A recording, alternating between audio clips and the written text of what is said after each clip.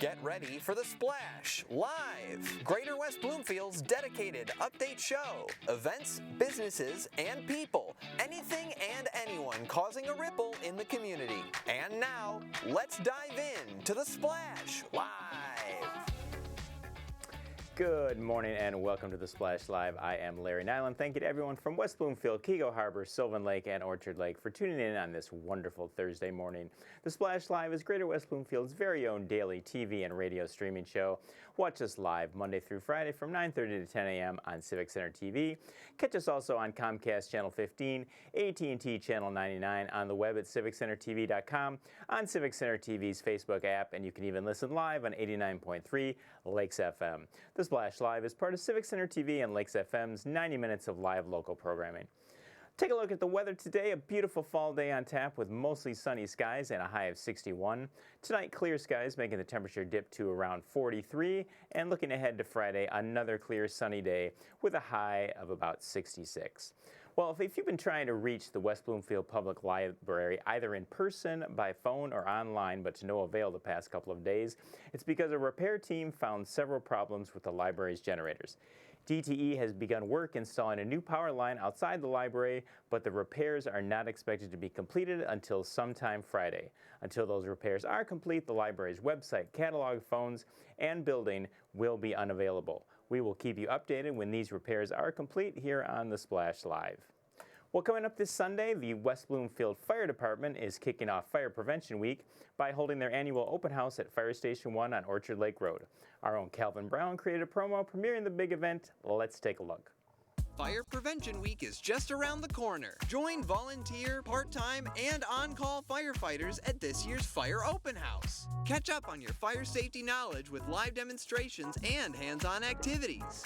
Chat with local businesses and resources about fire prevention, see some familiar faces, fight future fires, and make some new friends. The West Bloomfield Fire Open House, October 2nd from noon to 3 p.m.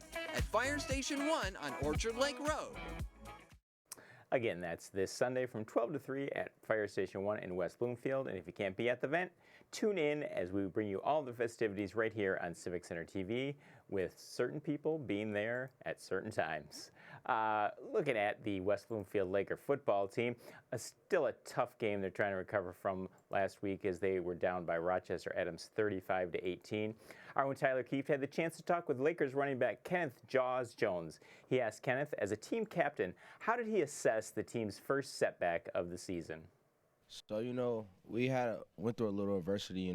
Our main goal is the state championship. We fell short from Adams, from the previous year, and that the results was not kind of how we thought we would have it, So I feel like we just fell short. Our team, our mental was not right.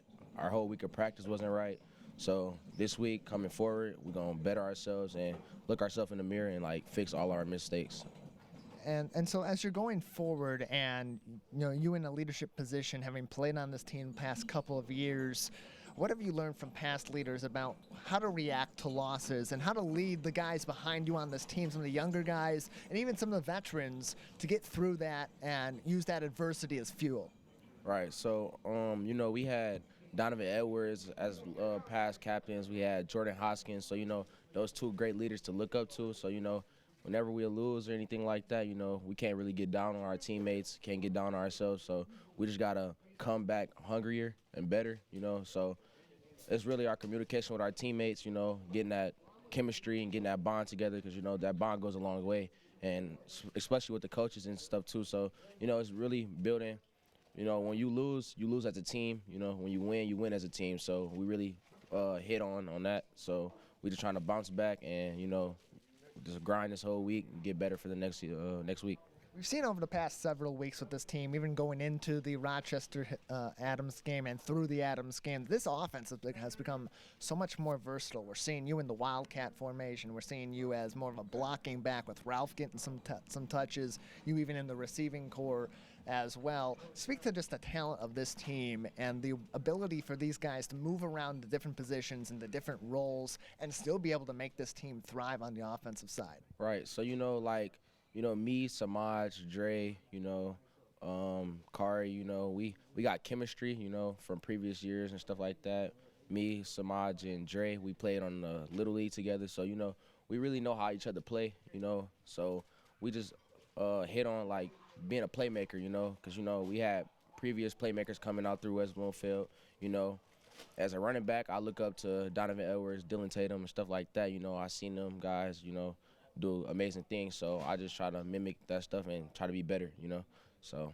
What do you hope that the younger guys on this team, in the running backs room and even beyond that, take from your leadership and the leadership of this set of captains in 2022? I hope they can just, like, you know, look up to me as, like, a leader. You know, I want them to, like, lead by example, you know, do the right thing, you know, because the right thing goes a long way, you know. You can't be doing the wrong things, stuff like that, you know. You got to know how to lead the team. You can't be yelling at your teammates, you know. You got to be calm when you're in tough situations, you know. You hit adversity. Adversity, that's a life situation, so you got to know how to handle adversity. So I just want them, you know, give 110% of everything they got, you know. Just really the adversity thing, that's really a big thing for me, so yeah.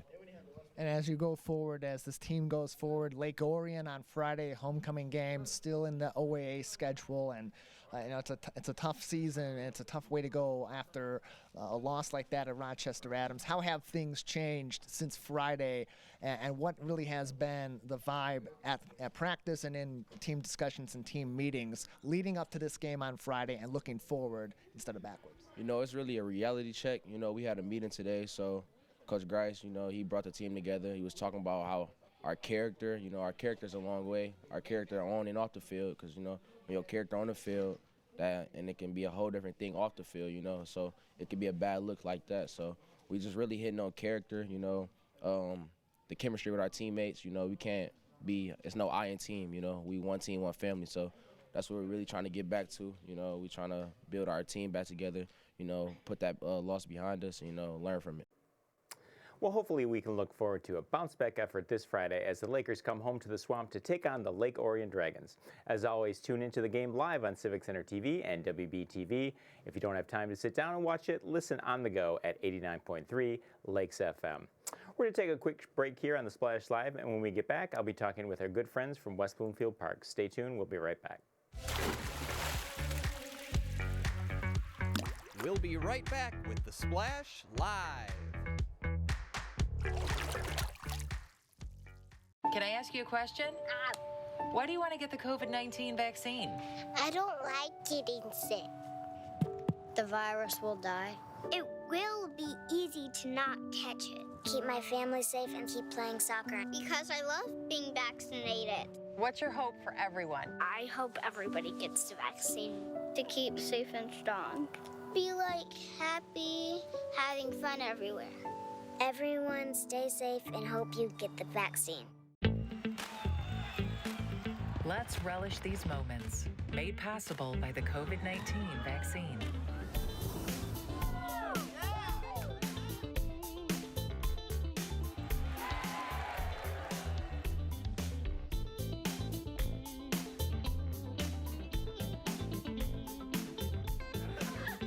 Keep the festivals going by keeping yourself protected and your COVID-19 vaccines up to date.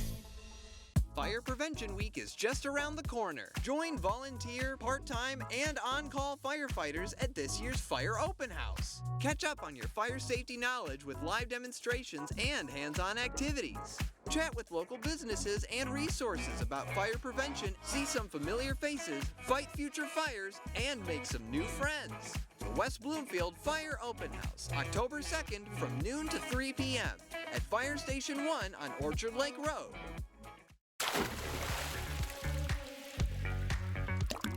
And now, back to the Splash, live. Welcome back to the Splash Live. I am Larry Nyland. Well, even though the temperatures are getting colder, the great team at West Bloomfield Parks are as busy as ever. And joining us now to talk about some of the wonderful fall events the way West Bloomfield Parks is involved with is Recreation Manager Ashley Stokes. Ashley, thank you so much for joining us today. Thanks for having me. How are you doing? Very good. How are you? I'm great. Fall is in full force, so trying to wear some layers. So Ashley, I think this is the first time that I've had the pleasure of speaking with you. Could you start off by first telling me a little bit about your background and what started your interest in nature and then how you came to work at West Bloomfield Parks? Sure. So I've been with the department for 8 years. I started off, always had a love to work with youth. So somehow I kind of found myself looking into Parks and Rec because it kind of aligned with a lot of my interests as far as camps and sports and different enrichment or classes. So when I found Parks and Recreation, it seemed like a great fit. And the team here at WB Parks has welcomed me with open arms. So it's been a great fit. And I mean, it's been a great fit. So just been enjoying my time and looking forward to continuing to work here and provide different opportunities for our youth to engage in nature and discover different activities that they will hopefully grow in love for the future. So Ashley, you mentioned the weather getting colder. When the weather starts getting colder, you know we're just a few weeks away from Halloween, and that also brings about the great annual tradition in West Bloomfield called Trick or Treat Trail. I've been to this before. I know it's a good time. So can you talk a little bit about this year's event? Sure. So we are back at Marchbank. We go along the trail. We have businesses from the community, different community organizations set up along our trail. And we invite the kiddos and their families to come out and enjoy a number of stations that are filled with different candies and treats. We also do donuts and cider. So it's a great opportunity for families to just kind of hang out together and get to learn different businesses and organizations that are a part of our community. So now I forget, is this something that people can just show up for, or do you have to sign up ahead of time online? Definitely have to pre-register for this event. It sells out pretty quick, so definitely get your spot if you have not. We have different waves that you can register for. So we have about 4 to 5 different waves that you can register for. So definitely pick the time that works best for you. But yeah, I would definitely register as soon as you can if you have not already done so. And I know, I think it's this weekend, you have a deadline for any businesses or charities that would like to host a station at Trick or Treat Trail. Could you talk a little bit about what they need to do if they want to get involved? Sure. So we do have some spots left. We have a cutoff at October the 1st. So you just have to fill out our commitment form. For our vendors, it's located on our website on the events page, so Trick or Treat Trail page. And basically it's free to participate. You just have to show up with 1,000 pieces of candy and dressed up in your favorite Halloween costume. And yeah, that's pretty much the commitment. Happy face and get ready to enjoy some kiddos and hang out with some families. So Ashley, this past year locally in Metro Detroit, we've had a lot of great art exhibits like the immersive Van Gogh experience going on downtown. I know if there's any children who've been inspired by things like that, West Bloomfield Parks is offering some art classes for youngsters. Can you tell us a little bit about those? Sure. So we have a number of themed art classes coming up. As you said, Halloween is our next big holiday that's coming up next month in October. So we have a number of classes, different programs for kids of all ages to participate in. We have like a series, like a 4-week series of glow in the dark art camp that ages 4 and 5 can be a part of, which involves play, paint, and other kind of glow in the dark materials that they can create different projects out of. We also have some parent and child options as well. One class is called Messy Mummies, where the parent and child will be able to sculpt their own mummy. So that starts at age 5. So we have a number of Halloween options. Kids can also show up in their Halloween costumes. So that's an added bonus to those Halloween programs. We also have a number of additional themed holiday art classes coming up as well. We have our turkey time that starts as young as 18, so another parent-child option. And then we have some cool like gift making series where the kids get a chance to craft their own gifts for someone special in their lives, whether it's parents, favorite teacher, their cousin, their siblings. So we have some options for that as well. So yeah, definitely something that I think will speak to a number of age groups and interests. So also always a big Saturday around all of Michigan. Usually happens in October is the big MSU Michigan football game. This year's game is on October 29th in Ann Arbor, but if any local seniors can't make it to the game, West Bloomfield Parks is holding a special event. Can you talk a little bit about that? Sure, yeah. So we have a tailgate event that's taking place. The cool thing about this is it's indoors, so it's not weather dependent. So you guys can come out ages 50 and over, show up in your Wolverine or Spartan gear, whichever team you're supporting. We'll have trivia, we'll have different themed games, as well as offering lunch too. So there is a great opportunity for the community to come together and kind of hang out and share their love for the sport and the friendly rivalry between the Wolverines and the Spartans. So I'm a Spartan. I understand that you are a Wolverine. Is that correct? Oh, yes. We were friends, Larry. No, I don't know. Yes, I am. Well, the deal is this. If we can actually field a defense by that game, perhaps we'll have a chance. I don't know if there's going to be a defense on the field. I'm not sure. At this point, I don't have any confidence in it. You know what? It's early in the season. A number of things can take place. Improvements each game. Have faith. It'll be a great game. All right. Yes, we have Maryland. Maryland really had a chance to beat Michigan last week, and we have to go at Maryland this week. So the confidence, we'll see after Saturday. I'll let you know Saturday how things are going. So any other events? Are there any other events or outings West Bloomfield Parks put on that you want to touch on real quick?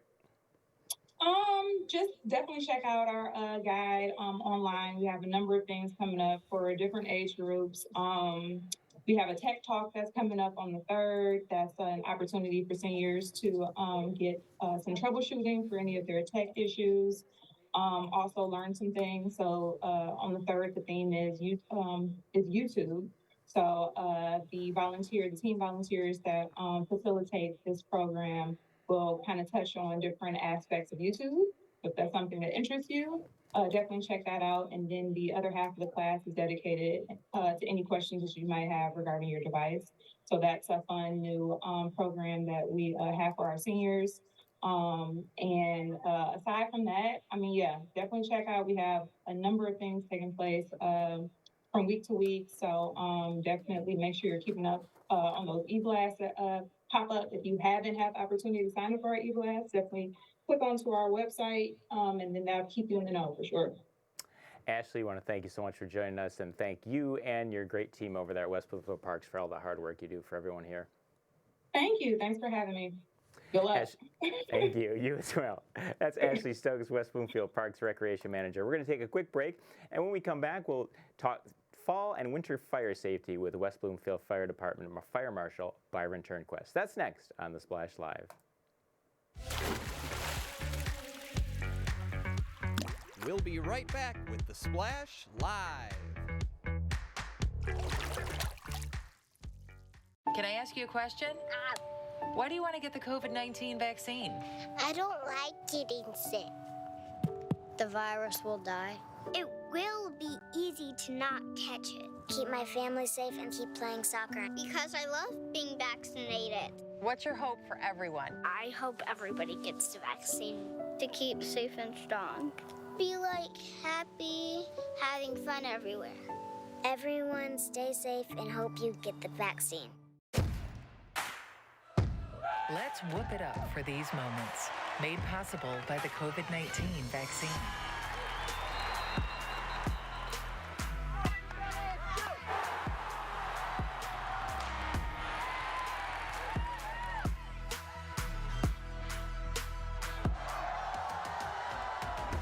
Keep the cheering going by keeping yourself protected and your COVID-19 vaccines up to date.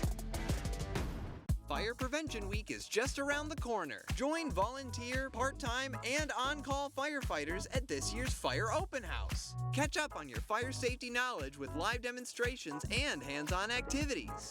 Chat with local businesses and resources about fire prevention, see some familiar faces, fight future fires, and make some new friends. The West Bloomfield Fire Open House, October 2nd from noon to 3 p.m. at Fire Station 1 on Orchard Lake Road.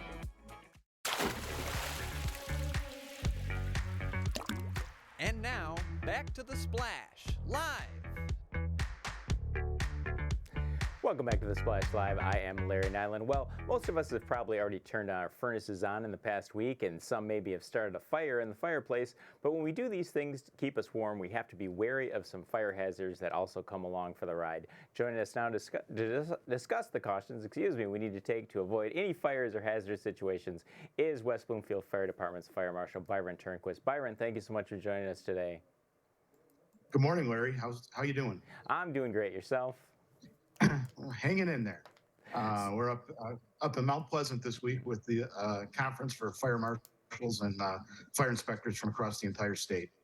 So that's a first question I could ask you there. So when we hear the term fire marshal, what are your duties there with the West Bloomfield Fire Department as the fire marshal?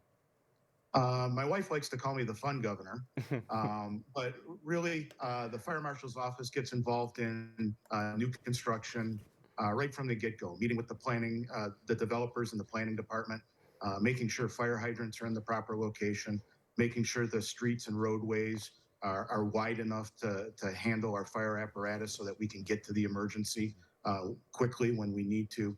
And then throughout the building process, we're there in the commercial setting.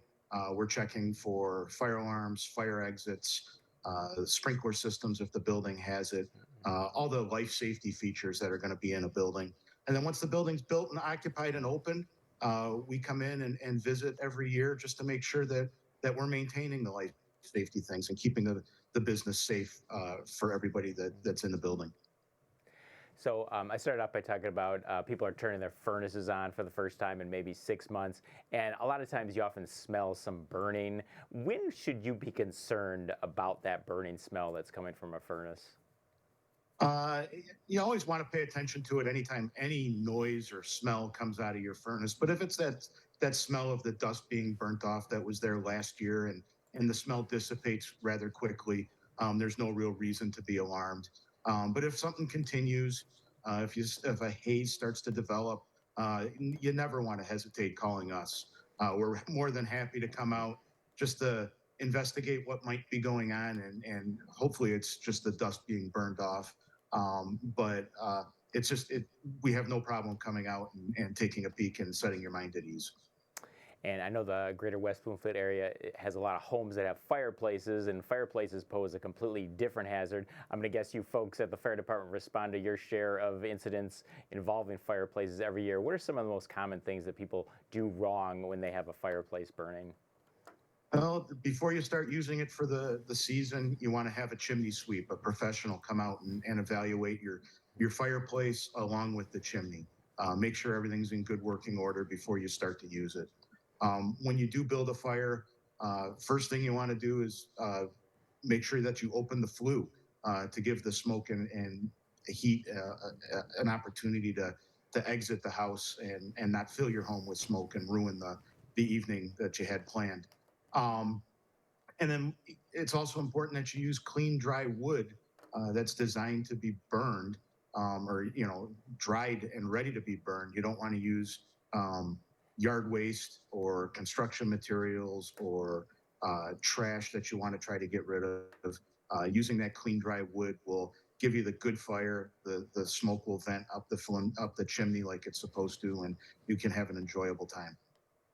And then a lot of times people have some sort of a screen in front of the fireplace. Sometimes they're made of glass. Sometimes they're actual screen. What is the safest thing to have directly in front of the fire there? The safest thing to do is have the screen and the glass closed. But minimally, you want to have that screen closed just in case there's a pop. You don't want a spark or ash to pop out of the fireplace and land someplace that it shouldn't, on your rug or on your hardwood floors. You don't want anything to be burned by the fire. And it's also important to keep all the combustibles, especially around the holiday time, keep your decorations clear and away from the fireplace to prevent a problem. So another thing you should definitely have this time of year is a carbon monoxide detector along with your smoke alarm. Could you talk a little bit about the importance of both of those in every household? Excuse me. Being up here at the class, we've been talking a lot about life safety, and Michigan right now has a significant problem with people perishing in house fires. So far, we've had over 91 people perish in house fires or in structure fires this year, and we want to do everything we can to prevent that. One great thing, a tool that every home should have is you should have working smoke detectors. Your smoke alarms should be placed in every bedroom, on every level of your home, and outside of every sleeping area. And those smoke alarms will give you that early notification in the event of a fire that helps give you time to safely exit the home. With turning our furnaces on and burning fires in our fireplace, again, before you do that, it's always a great idea to make sure that your hot water heater vents and your furnace vents are free and clear of obstruction so that those are going to vent properly. But having a CO detector is going to give you that warning in case something's not working properly there. And if they're not burning right and not working right, you have incomplete combustion, which causes that CO, which is odorless and colorless. And it's just extremely important that you have working carbon monoxide alarms in your home as well. And so a good place for the local community to learn all about fire safety will be at the annual Firehouse open house that's coming up this Sunday, October 2nd. Can you tell us a little about some of the things that are going to be going on there this weekend? Yeah, again, it's going to be at Fire Station 1, which is just north of the high school.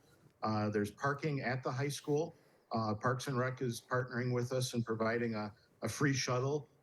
So families with young kids and strollers, they don't have to walk from the high school up to Station 1. And you're getting all kinds of demonstrations. We're going to have a vehicle extrication, kitchen fire demonstration to teach everybody what not to do in the event of a kitchen fire. And then the important theme this year, kind of going in line with the smoke alarms, is knowing your exit plan, planning your escape. So you know if there is a fire in your home, what are you going to do?